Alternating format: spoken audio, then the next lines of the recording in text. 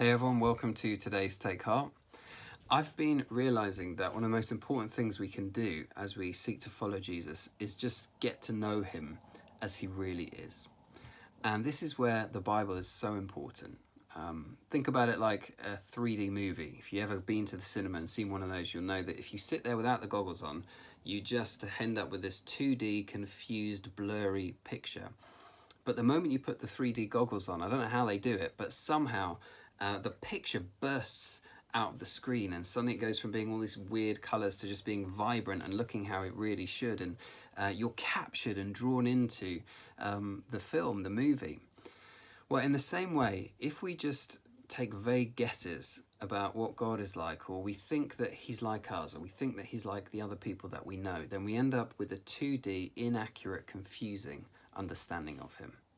But the moment we pick up the scripture and we use them, as it were, like those 3D goggles, we see God through the lenses of his revelation to us in his word, then suddenly we come face to face with the almighty, merciful, compassionate, living God that we're in a relationship with. And we want to do this as often as we can, because our tendency, and this might not be true for you, but it's true for a lot of us, and it's definitely true for me, our tendency, sadly, is to think that he's like us. And to look at the way that we treat people and project that onto him and think that's the way that he thinks about people, but also that's the way that he thinks about us. And Mike and I have been reading a book we've mentioned as our book of the month, Gentle and Lowly by Dane Ortland. And one of the things that has amazed me as I've read the book and as I've looked at the Bible again and the passages that he's talking about in it is I've just been staggered, not by God's greatness, but by his goodness. And I feel like I'm seeing again for the first time, or seeing for the first time, I should say, just the extent of his tenderness. And Dane Ortland, in the book, he takes this one particular passage, Isaiah 55, verse 6. I'll just read it and then share a thought or two on it. It says, "Seek the Lord while he may be found. Call upon him while he is near. Let the wicked forsake his way, and the unrighteous man his thoughts. Let him return to the Lord, that he may have compassion on him, and to our God, for he will abundantly pardon. For my thoughts are not your thoughts, neither are your ways my ways, declares the Lord. For as high as the heavens are above the earth, so are my ways higher than your ways, and my thoughts than your thoughts." I've often heard that passage quoted in the context of, well, we don't understand what's happening here, but hey, God's ways are not our ways, his ways are, his thoughts are not our thoughts. And we basically use it to explain away the mystery, of what's going on and say, well, God's plans are mysterious to us. But, what's pointed out in the book is that it's not talking here about how God's plans are mysterious. What it's talking about is the way in which his thoughts are higher than our thoughts and his ways are different from our ways is in the extent and the richness of his compassion.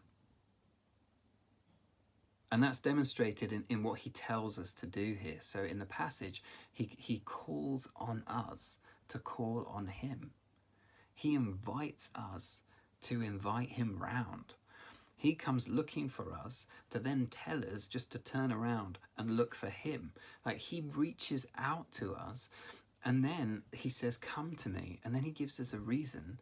When we've made mistakes, when we've wandered off, as we all do from time to time, sometimes very deliberately, and other times we do it reluctantly. We fight the battle so hard to try and be faithful to what we know he wants us to live like, but we just make mistakes and we get mastered by our selfishness and we turn from him. And then what he does is he comes to us and he says, "Turn back to me. Return to me if you've wandered, if you've drifted, if you've walked away, so that I can have compassion on you. So that, not I will then reluctantly forgive you, but so that I can abundantly pardon you." How different is that from the way that you and I work, If someone hurts me, I want them to apologize to me so that I can tell them in point-by-point detail the ways in which they have hurt me, and I now consider them to be an idiot. And then I will also go through point by point how they need to behave now to make sure they never, that they don't get in my bad books again. That's not how he operates. His desire is to bless us. And we struggle to receive that, many of us. We have this, we don't always articulate it, but deep down sometimes in our souls, we have this sort of sense that when we've come back to him, we have these beliefs that we say, I better not mess it up again. One more strike and I'm probably going to be out. Or we or we have an attitude like, now I'm back, I've really got to make it up to him. I've really got to live well this time around, and it's all on us, and we have to be determined. And what that shows, if you can relate to that, what that shows is that we don't yet see him as he really is.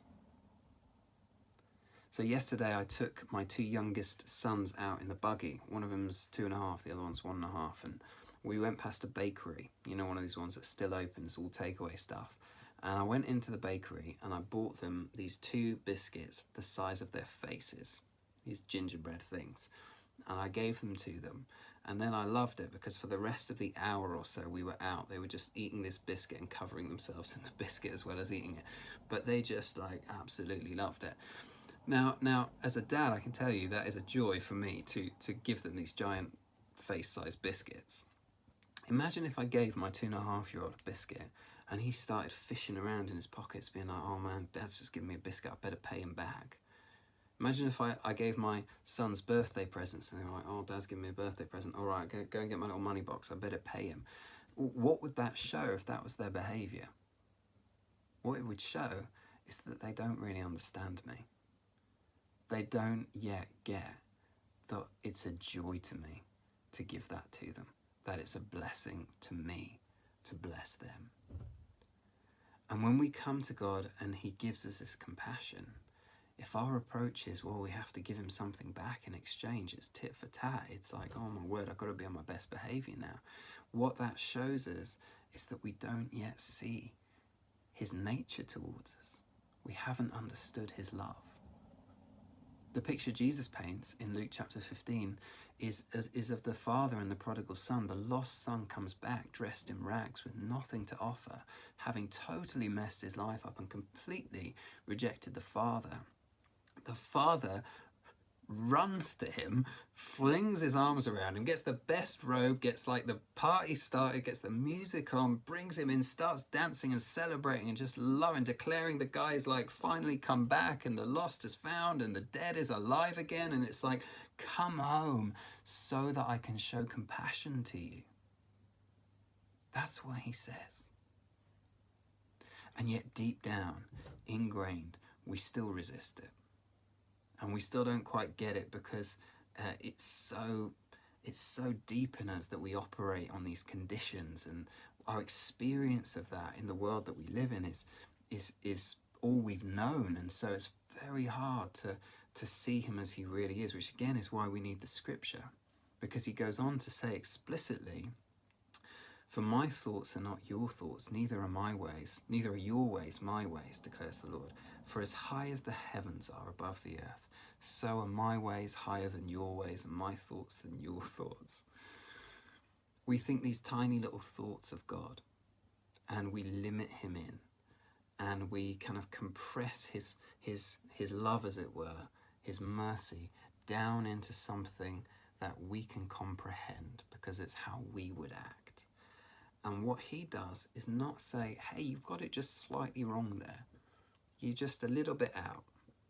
He doesn't say that, your love is kind of at where your head height is and my love's where the ceiling is, just a few feet above it. He just blows the roof off and he says, you see those stars up there?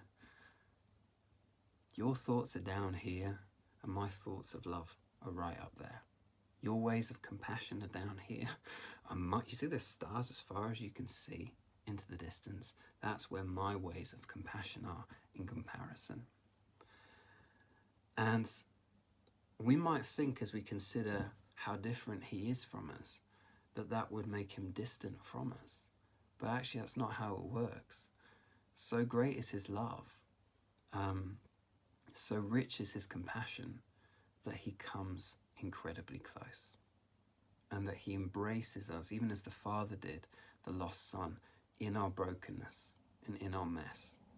All he requires of us is to admit honestly that we cannot do it, and to take the ruined wreckage of our lives and those areas of our lives that we still haven't changed in, and those areas where we repeat things, and those areas where you just long to be different, to take that ruined wreckage and to place it into his hands of love and care, that he might have compassion on us and that he might restore us.